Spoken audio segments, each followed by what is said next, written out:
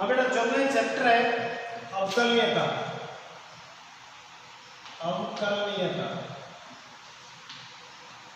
अवकलनीयता सतत के बाद नंबर आता है बेटा अवकलनीयता का। तो अवकलनीयता के लिए सबसे पहली बात तो जो डिफरेंशिएबल है उसकी कंडीशन क्या होती है। अवकलनीयता की जो मेन बात है वो क्या है, तो मैंने आपको बेटा पहले लेक्चर में बता दिए कि नो ब्रेक नो स्टार्ट, ठीक है ना। मतलब ये कि अगर ये अपने पास ये कोई भी एक वक्र है और इस पर मैंने ये कोई टेंजेंट खींची है, ठीक है बेटा, तो या फिर यहाँ से मैं कुछ भी ऐसे टेंजेंट ना खींच कर मैं ऐसे भी आपको बता दूं कि मान लो ये कोई भी एक वक्र है, अगर ये कोई भी एक वक्र है तो इसमें आप लोग देखोगे यहाँ पर किसी भी प्रकार का कोई भी ब्रेक नहीं है।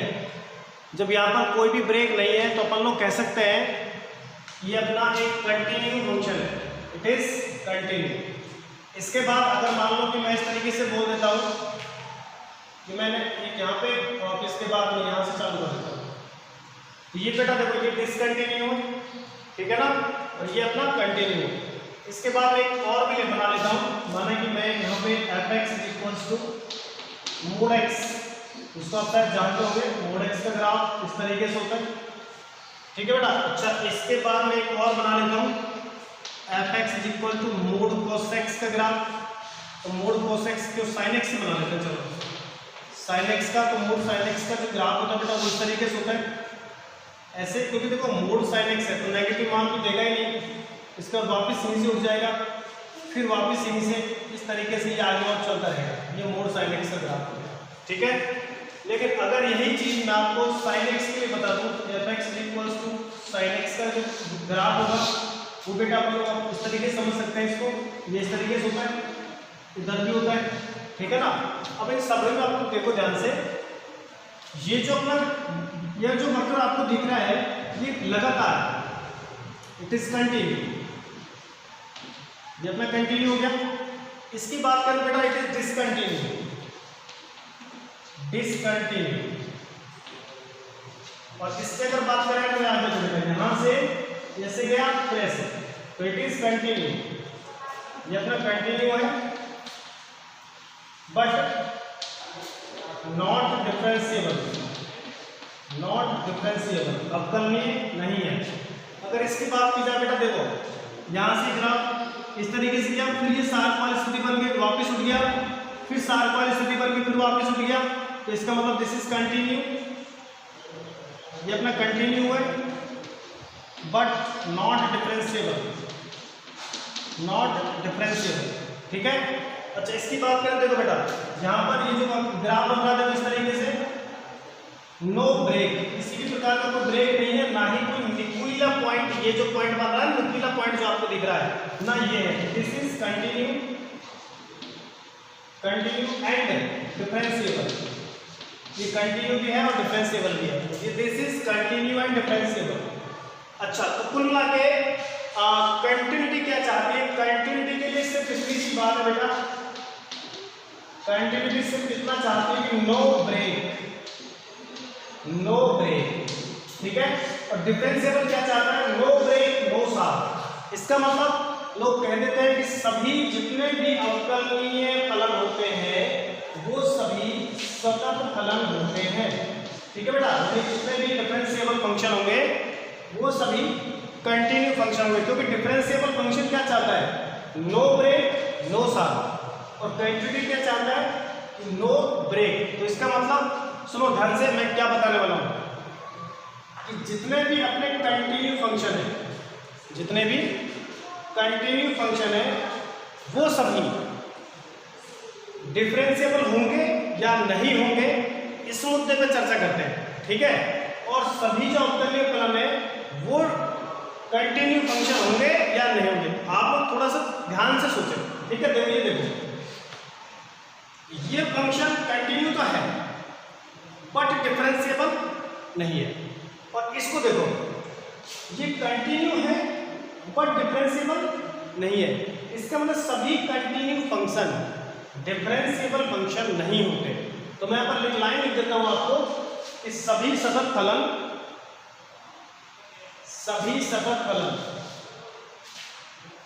सभी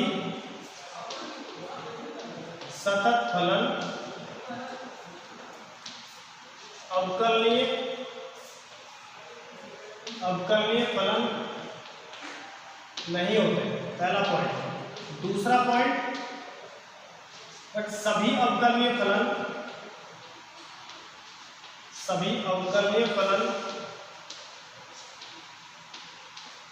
सतत फलन होते हैं,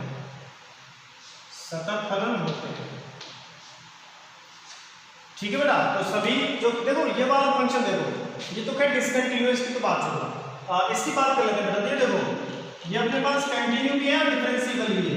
अच्छा डिफरेंशिएबल क्यों? क्योंकि जो सार्क वाला लिक्विड जो बन रहा है ना, ये जो सार्क वाली ये जो कंडीशन बन रही है, इसकी वजह से ये डिफरेंशिएबल नहीं है, ठीक है। जिनमें भी जिन फंक्शंस में भी सार्क वाली कंडीशन आपको बनती दिख जाए तो उसमें आप डायरेक्ट बना कर सकते हैं कि ये डिफरेंशिएबल नहीं होगा, ठीक है बेटा। अच्छा तो इसका मतलब डिफरेंशिएबल क्या चाहता है? No break no sharp. और कंटिन्यूटी क्या चाहती है? केवल नो ब्रेक। इसका मतलब जो भी फंक्शन डिफरेंशिएबल है वो कंटिन्यू जरूर होगा, लेकिन सब जो फंक्शन अगर सभी फंक्शन कोई फंक्शन का कंटिन्यू है, कोई फंक्शन अगर कंटिन्यू है तो उसका कोई जरूरी नहीं है कि वो अवकलनीय हो। फॉर एग्जाम्पल देखो ये आपके पास है, कंटिन्यू है बट डिफरेंशिएबल नहीं है, कंटिन्यू है बट डिफरेंशिएबल नहीं है, ठीक है बेटा। तो ये लाइन अपनी क्लियर है। इसके बाद अपन लोग आगे चलते हैं, आगे की कहानी सुनते हैं। सब डिफरेंशिएबल को अपन लोग किस तरीके से और कैसे अपन लोग इसको आगे पढ़ेंगे उसके बारे में चर्चा करते हैं। देखो ना डिफरेंशिएबल को अपन लोग ऐसे समझ सकते हैं। सबसे पहली बात तो डिफरेंशिएबल करने के लिए क्या क्या चीजें आपके पास होती हैं और उनके मुद्दे पर अपन लोग कैसे कैसे चर्चाएं करते हैं। देखिए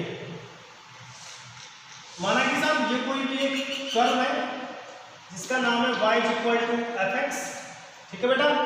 इस पर ये मैंने कोई भी टेंजेंट खींची है, इस टेंजेंट पर ये कोई पॉइंट है जिस पॉइंट का नाम है this point is x = a। इसके बेटा दो साइड है, राइट और लेफ्ट। अगर राइट ढाल के लिए बात करता हूं मैं तो ये हो जाएगा बेटा RHD, और अगर इस वाली ढाल के लिए बात करते हैं तो ये हो जाएगा अपने पास LHD, ठीक है। अच्छा राइट के लिए अपन लोग राइट ढाल को निकालने के लिए अपन लोग क्या कर रहे हैं? देखिए f' का मतलब उस फलन का अवकलन, a+ का मतलब दायां। तो राइट हैंड डेरिवेटिव बोल दो या f' बोल दो, एक ही बात है। f का मतलब फलन, डैश का मतलब उसका अवकलन, a का मतलब a बिंदु पर, a+ का मतलब दायां। तो बिंदु a पर उस फलन का दायां अवकलज।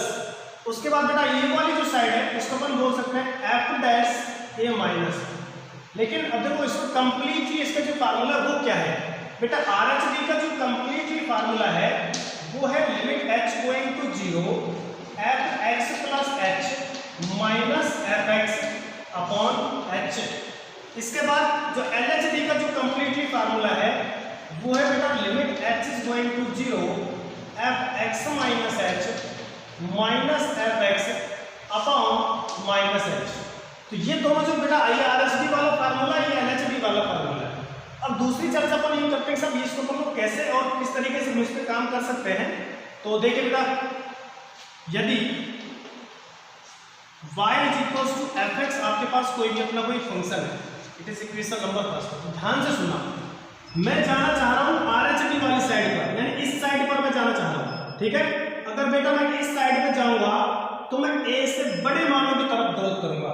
माना कि मैं यहां चला गया, अगर बेटा मैं यहां चला गया तो ये जो बीच में जो आपको दिख रहा है ना, ये जो अंतराल दिखा है, मैं इस अंतराल को कुछ देर के लिए h मान लेता हूं, यानी कि मैं h आगे की तरफ गया हूं, है ना। या तो h ना मान के आप ये मान सकते हैं कि माना कि सब यहां से लेकर यहां तक की जो डिस्टेंस है या यहां से लेकर यहां तक का जो मान है वो है अपना x = a। तो ये वाला a हो गया।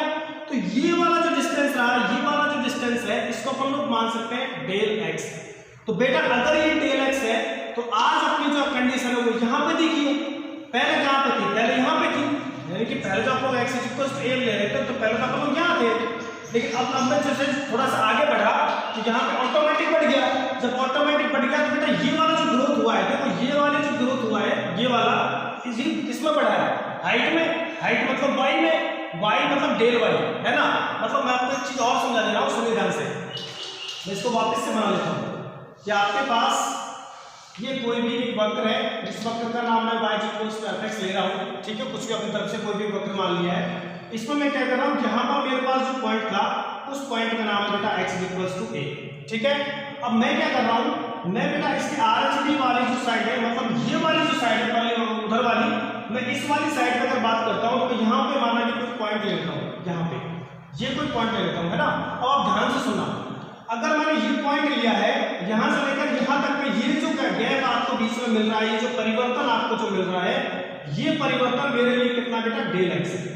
अगर ये डेल x है तो सुनो यहाँ पे जो मान है, यहाँ पे जो ये जो मान है, अगर मैं इसको मान लूँ मान है x, y है, x, y है, इसका मतलब ये वाला जो डिस्टेंस है ये x है, ये वाला जो डिस्टेंस है बेटा ये y है। लेकिन अब मैं चाह रहा हूँ परिवर्तन मैं चेक कर रहा हूँ RHD में, है ना, RHD में चेक कर रहा हूँ तो बेटा ये जो परिवर्तन हुआ है ये डेल x है।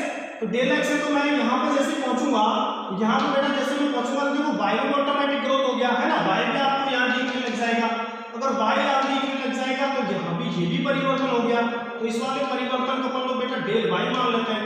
अगर ये डेल y माना है तो मैं आपसे पूछता हूँ बेटा इसका नाम क्या हो गया, तो इसका नाम हो गया सर यहाँ से लेकर यहाँ तक के लिए बात करो तो बेटा यहाँ से लेकर यहाँ तक के लिए ये तो हो गया x + डेल x, और ये पूरा हो जाएगा बेटा y + डेल y।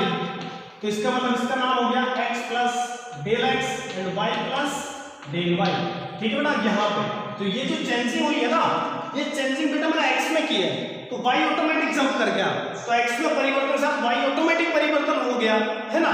तो देखो क्या करना है कि यदि x में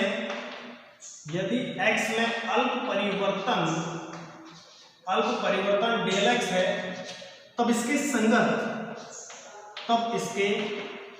संगत y में परिवर्तन डेल y होगा।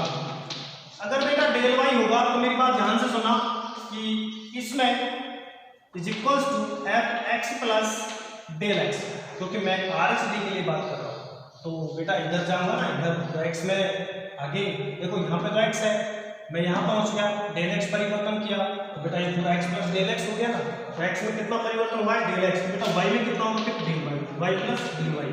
ये मेरे पास इक्वेशन नंबर सेकंड है। तो बेटा मैं क्या कर रहा हूँ, समीकरण नंबर सेकंड में से समीकरण नंबर फर्स्ट को रिप्लेस कर रहा हूँ। तो बेटा देखो ये y + डेल y में से y घटाओगे तो आपके पास डेल y बचेगा, उसी तरीके से इसमें से आप ये घटाओगे तो ये आपके पास आ जाएगा बेटा x + डेल x - fx, ठीक है बेटा। अच्छा इसके बाद में क्या कर रहा हूँ, दोनों साइडों में डेल x से डिवाइड कर देता हूँ, तो दोनों साइडों को डेल x से मैं डिवाइड करता हूँ तो ये आपके पास आ जाएगा बेटा x + del x - fx / del x। दोनों साइड बेटा डेल x में दोनों साइड में लिमिट लगाता हूँ। लिमिट कितनी लगाता हूँ बेटा, देखो जो डेल x है ना, ये जो डेल x है इसका वैल्यू क्या है, बहुत ही अल्प परिवर्तन, समथिंग टेंडिंग टू 0, है ना। ये आपके पास हो जाएगा लिमिट माने कि साहब डेल x टेंडिंग टू 0, तो ये हो जाएगा डेल y / डेल x। मतलब मैं क्या कर रहा हूँ बेटा, इधर वाली साइड में भी लिमिट लगा रहा हूँ और इधर वाली साइड में भी लिमिट लगा रहा हूँ, = limit del x tending to 0 fx + del x - fx / del x। इसके बाद ये जो आपको दिख रहा है ना बेटा, ये हो गया आपका dy/dx। एक्चुअल में बेटा dy/dx नहीं होता, सही मायना क्या है, d/dx ऑफ y होता है, d/dx ऑफ y, ठीक है ना। अब लेकिन अपन लोग ऐसे बोलते नहीं है, अपन लोग बोल देते हैं सीधा dy/dx, जब असलियत में d/dx ऑफ y होता है। और जो dy/dx का ओरिजिनल जो मतलब है ना वो है limit del x tending to 0 del y/डेल x, ठीक है।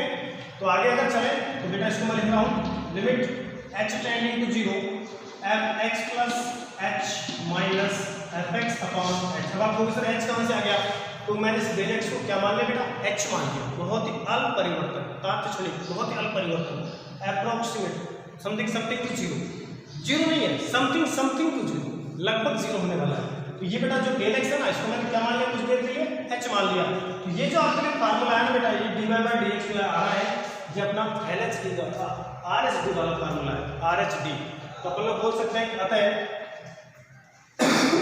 तब जो dy by d x R H D वाला फार्मूला अपने पास निकला है वो बेटा limit h is going to 0 f x plus h minus f x upon h, ये आर एच डी वाला फार्मूला, यानी कि ये फार्मूला हम लोगों ने प्रूव कर लिया है। ये कहाँ से है, ठीक है बेटा। अच्छा इसके बाद अपन लोग बात कर लेते हैं बेटा एल एच डी वाले की। तो एल एच डी वाले में क्या देखो x माइनस एच हो रहा है, यानी कि आज तो आप जा रहे हैं उधर, अब मैं जाऊंगा नीचे की तरफ, नीचे की तरफ बेटा नीचे जाऊंगा ना, तो यहाँ पे देखो यहाँ पे क्या होगा x भी ऑटोमेटिक कम हो गया, ठीक है ना। देखो मैं आपको बना के बताता हूँ, सुनिए आप लोग, ये सब मैं हटा दे रहा हूँ, ठीक है।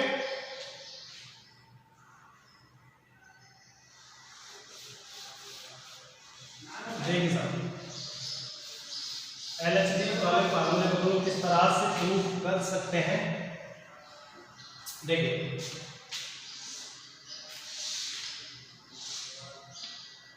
इस पॉइंट का नाम है x, y, इसका मतलब ये वाला जो डिस्टेंस है x है, इस वाले को मैं y पढ़ रहा हूँ, ठीक है बेटा।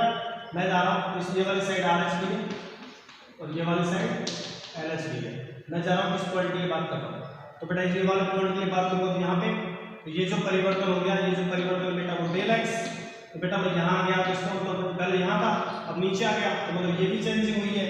ये बेटा जो चेंजिंग हुई है इसको मैं मान लेता हूँ मान साहब ये डेल वाई है, डेल वाई नीचे की तरफ गिर गया, अगर नीचे की तरफ गिर गया तो बेटा ये जो पॉइंट है ये देखो यहाँ से लेकर यहाँ तक का ये जो बच गया बेटा पूरा कितना था एक्स, देखो यहाँ से लेकर यहाँ तक ये एक्स है, ये डेल एक्स है, ये जो बच गया वो रह गया बेटा एक्स माइनस डेल एक्स।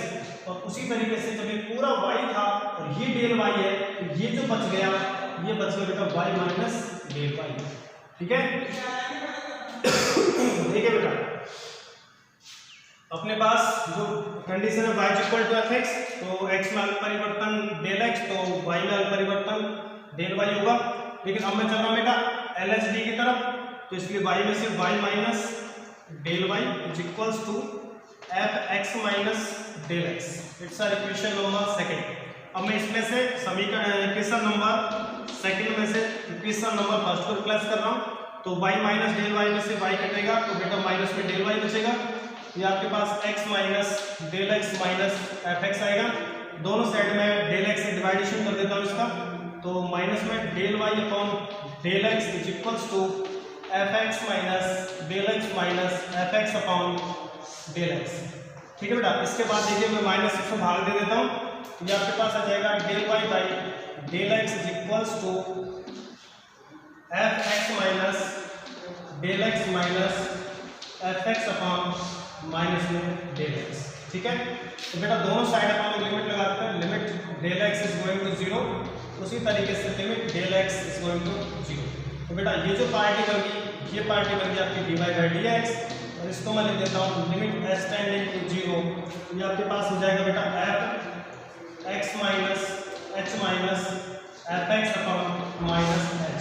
ये बेटा हो गया अपना एल एच डी वाला फार्मूला, ये d y by d x हो गया अपना एल एच डी के बराबर है, इसके बराबर।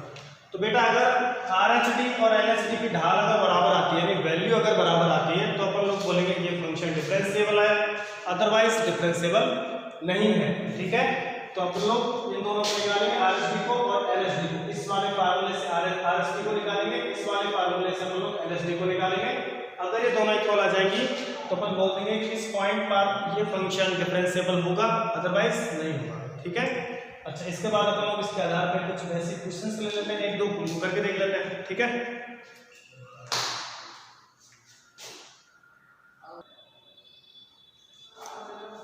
हाँ तो बेटा फाइनली बात ये रही कि यदि कोई फलन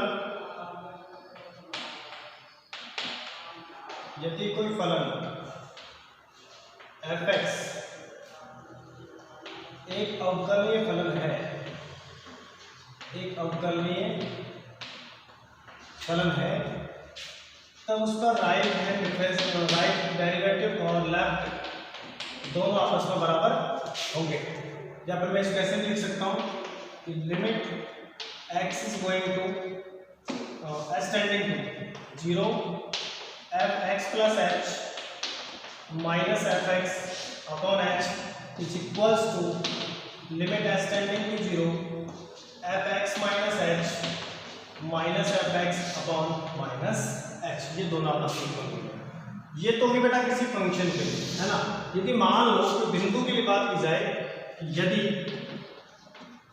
यदि कोई फलन f(x) किसी बिंदु x = a पर अवकलनीय है, तब right hand derivative equal to left hand derivative होगा। या इसको बेटा ऐसे भी कह सकते हैं कि उस फलन का अवकलज बिंदु ए पे ना, तो a प्लस मतलब दाया मतलब समझ रहे आप लोग कि ये जो कंडीशन आपने बनाई थी ये वाली, तो इसके बिंदु के इधर वाला a प्लस, तो ये पॉइंट क्या है, ये पॉइंट x = a। तो अपन लोग बात करें बेटा राइट पे, तो राइट पे तो ये क्या मानो प्लस की तरफ जाएगा ना, a प्लस = f'(a-) या फिर ऐसे बोलते हैं, या फिर ऐसे कह सकते हैं बेटा limit s tending to 0 f(a+h -fa/h) limit h tending to 0 f(a-h) ये बेटा कैसे होगा सुनो। देखो आप लोगों को सूत्र क्या था, x + h। आप लोग अब x की जगह पे कितना ले रहे हो बेटा, a, तो यहाँ पे क्या आ जाएगा ना, a + h और a, ठीक है। उसी तरीके से a - h और x की जगह पे a, क्योंकि अपन लोग a यूज कर रहे हैं, a पॉइंट पे चेक कर रहे हैं, ठीक है बेटा।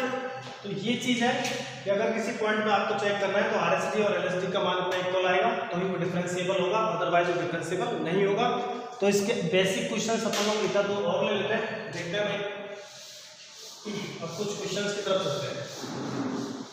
जैसे कि बेटा आप लोगों ने सुना होगा sin x का जो अवकलन होता है वो आपको पता है कौन सा होता है, ठीक है। जैसे कि फॉर एग्जांपल आपके पास लिखा हुआ है y = sin x, ठीक है बेटा। तो अगर मुझे अवकलन करना पड़ जाए फर्स्ट प्रिंसिपल रूल से, प्रथम सिद्धांत से, तो अपन लोग कैसे करेंगे बेटा। अभी देखो सेम प्रोसेसिंग करनी है अपने को, तो कि यदि x में परिवर्तन del x है तो y में ऑटोमेटिकली del y होगा, है ना। तो ये मैं लिख देता हूँ y + del y = sin x + del x, समीकरण नंबर सेकंड। तो अपन तो वही काम करेंगे बेटा, समीकरण नंबर सेकंड माइनस समीकरण number first. y + del y में से y प्लस करोगे तो इट इज del y = ये आपके पास आ जाएगा sin x + del x - sin x। अब आपको बेटा एक बात ध्यान देनी है, बस आपको तो वही काम करना है जो आपको बताया था, सभी में del x को डिवाइड करना है, अपॉन में del x आ जाएगा, इसके बटे में बेटा del x हो जाएगा, है ना। अच्छा, इतना करने के बाद दोनों साइड आपको पता लिमिट लगानी है, limit del x tending to 0, उसी तरीके से limit del x tending to 0। इसके बाद बेटा आपको फार्मूला पता होना चाहिए कि sin a - sin b का क्या फार्मूला है। ये होता है बेटा 2 cos a + b/2 and sin a - b/2, ये वाला फार्मूला, ठीक है बेटा। तो इसको देखो अपन लोग, देखो ये वाली चीज क्या बन गई बेटा, इस वाली चीज को अपन लोग क्या बोला था अभी जो किया था, dy/dx = limit del x tending to 0। ये देखो बेटा sin ये पूरा a का काम करेगा, ये b का काम करेगा, ये वाला x। तो देखिए 2 cos a + b मतलब ये प्लस ये /2, सुनो ध्यान से, मतलब x + del x + x/2, तो x हो गया बेटा 2x + del x/2, मतलब ये 2 दोनों के बटे में बेटा, तो इसके बटे में इसको उड़ा देगा x + del x/2, तो ये अपने पास आ गया बेटा x + del x/2। इसके बाद इनको में sin ये माइनस ये, तो बेटा x से x करके del x बचा, यानी कि del x/2 और अपॉन में चल रहा है बेटा del x। इसके बाद थोड़ा सा आगे चलेंगे बेटा, देखिए limit del x tending to 0, ये मैं लिख दे रहा हूं बेटा cos x + del x/2 and sin del x/2 upon ये बेटा del x बेटा ये 2 इसके नीचे पहुंच जाएगा /2, है ना। अब थोड़ा सा दिमाग लगाइए, देखो limit del x tending to 0, मैं इसको लिख देता हूं cos x + del x/2 and limit del x tending to 0 sin del x/2 upon del x/2। देखो बेटा ये वाली जो वैल्यू है, ये वाली वैल्यू को मान 1 हो जाएगा, और इसमें आप लोग लिमिट रखोगे डेल एक्स का मान 0, 0/2 खत्म हो गया, 0 हो गया, तो x में 0 जोड़ोगे तो कोई मतलब ही नहीं है, तो बेटा आपके पास आ जाएगा सिर्फ और सिर्फ cos x। और इस वाले वैल्यू को लिमिट वाला अगर आपने पढ़ा हो तो limit del x tending to 0 del sin x अपॉन x का मान 1 होता है ना, बस वो सेम चीज है।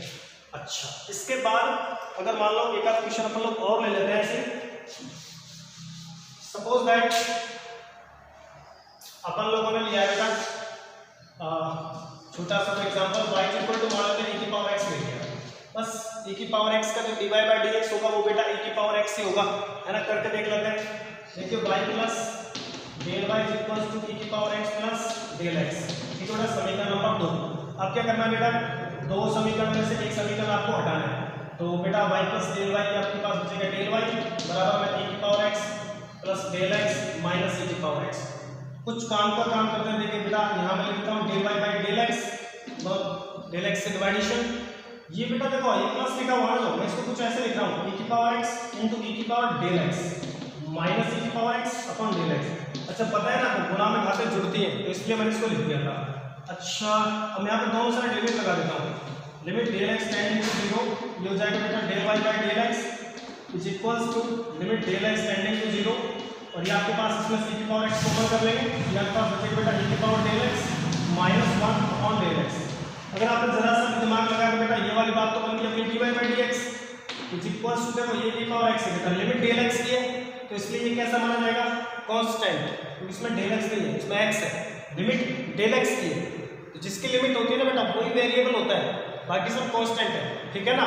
तो इसका मतलब ये कांस्टेंट माना जाएगा e की पावर x, और आपके पास रहेगा limit del x tending to 0 e की power del x minus 1 upon del x। बेटा ये जो वैल्यू आपको नजर आ रही है इसका मान हो जाएगा 1, तो e की power x into 1 it is e की पावर x। सभी लोग कहते हैं कि बेटा e की पावर x का अवकलन e की पावर x होता है, ठीक है। अच्छा अब कुछ अवकलन के कुछ फॉर्म्स हैं उनके ऊपर भी चर्चा कर लेते हैं। देखो बेटा अवकलन के कुछ रूल्स, नियम, कानून, कायदे हैं, उनकी तरफ देखते हैं।